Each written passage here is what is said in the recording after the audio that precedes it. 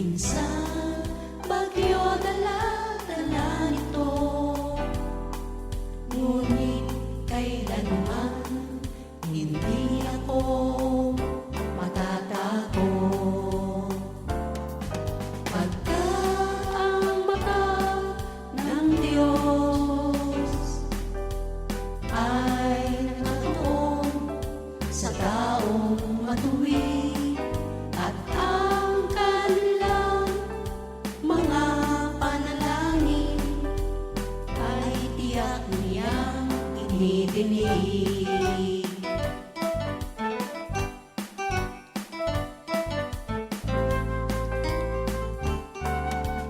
Ang hampas ng hangin ng buhay minsa'y dumarating pag ika'y payapa.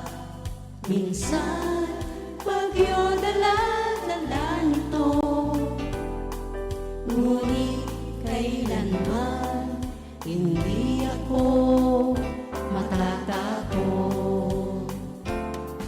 Bagyo man o ulos ang dumating, hawak ako ng aking Panginoong Jesus.